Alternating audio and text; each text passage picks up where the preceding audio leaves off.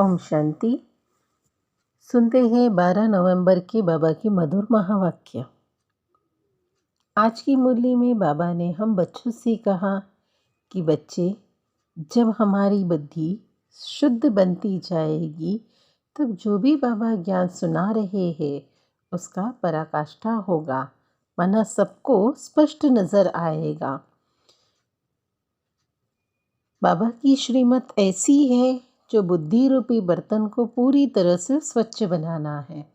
जब हम स्वच्छ बनाएंगे तब बुद्धि में ये ज्ञान टपकता रहेगा। और बाबा ने कहा कि देखो, कई बच्चे ऐसे हैं जिन्हें ग्रहचारी बैठ जाती है। वे आश्चर्य से सुनते हैं और फिर भागंती भी हो जाते हैं। तो ऐसा पुरुषार्थ करो कि जो हमें हर ज्ञान से स्वयं को सीख भी मिले और उस सीख से औरों को भी समझानी दे सके। और बाबा कहे कि बच्चे, हर एक को इसी नज़र से देखो, सभी आत्माएं पाठधारी है। कोई आधा समय पाठ बजाता है, कोई पूरा समय बजाता है। सबका पाठ अलग अलग है। कोई सतो प्रधान है, कोई तमो प्रधान के समान है। और बाबा कहे कि बच्चे, ये स्मृति में भी रखो, करण करावन हार कौन है। हम सदा निमित्त है। जब निमित्त समझेंगे तो निर्माण बनकर कार्य करेंगे और फिर वही कार्य हमारा कर्मयोगी कार्य बनेगा। देखो, बाबा कहे तुम्हारी ये पढ़ाई है भगवान भगवती बनने के लिए, तो इस पढ़ाई में सदैव नशा और खुशी रहे। रचता और रचना का ज्ञान बुद्धि में रहे।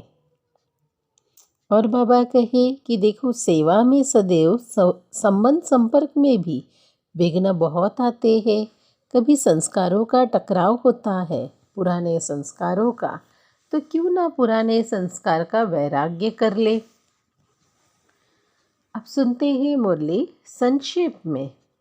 सार में शिव बाबा ने कहा, मीठे बच्चे, हर एक पाठधारी आत्मा आधा समय देखो सुख है, आधा समय दुख का पाठ बजाती है।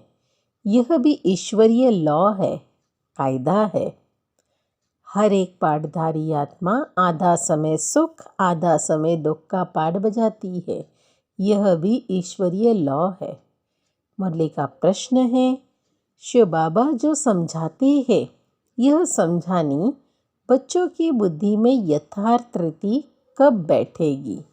यह समझानी बच्चों की बुद्धि में यथार्थ रीति कब बैठेगी। उत्तर है, जब बुद्धि शुद्ध बनेगी। बाबा ने कहा, जब बुद्धि शुद्ध बनेगी, जितना जितना जो पुरुषार्थ करके खाद निकालते जाएंगे, उतना बाबा की समझानी बुद्धि में बैठती जाएगी। अब तक बच्चे सतों तक भी मुश्किल से पहुँचे हैं। बाबा ने कहा, सतों तक भी मुश्किल से पहुँचे हैं, क्योंकि हर एक का पुरुषार्थ अपना अपना है। कोई सतो है तो कोई तमो भी है, लेकिन बनना तो है सतो प्रधान न। मुरली में गीत बजा है, दूर देश का रहने वाला आया देश पराया। शिव बाबा दूर देश का रहने वाला है। इस पराये देश में आए हैं हम बच्चों के लिए।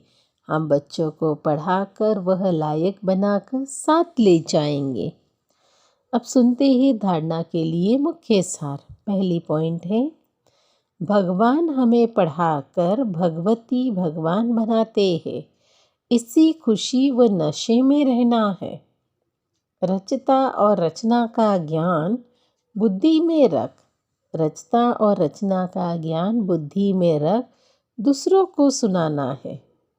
दूसरी पॉइंट है, जैसे बाबा किसी बच्चे की बात दिल पर नहीं रखते, ऐसे किसी की भी बात दिल पर नहीं रखना है। जैसे बाबा किसी बच्चों की बात दिल पर नहीं रखते, ऐसे किसी की भी बात दिल पर नहीं रखनी है। आज का मीठा वरदान है, करण करावन हार।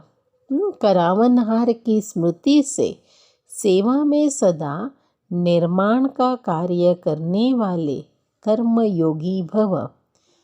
करावनहार की स्मृति से सेवा में सदा निर्माण का कार्य करने वाले कर्मयोगी भव। इसका स्पष्टीकरण है, कोई भी कर्मयोगी की स्टेज में परिवर्तन करो। कोई भी कर्मयोगी की स्टेज में परिवर्तन करो। सिर्फ कर्म करने वाले नहीं, लेकिन कर्मयोगी है। कर्म अर्थात व्यवहार और योग अर्थात परमात्मा दोनों का बैलेंस हो। शरीर निर्वाह के पीछे आत्मा का निर्वाह भूल ना जाए। शरीर निर्वाह के पीछे आत्मा का निर्वाह भूल ना जाए। जो भी कर्म करो वह ईश्वरीय सेवा अर्थ हो। इसके लिए सेवाओं में निमित्त मात्र का मंत्र व करनहार की स्मृति का संकल्प सदा याद रहे। करावनहार भूले नहीं तो सेवा में निर्माण ही निर्माण करते रहेंगे।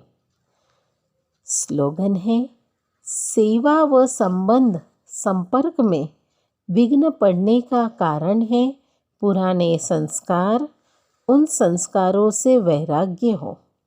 सेवा व संपर्क में विघ्न पड़ने का कारण है पुराने संस्कार। उन संस्कारों से वैराग्य हो। अच्छा, ओम शांति।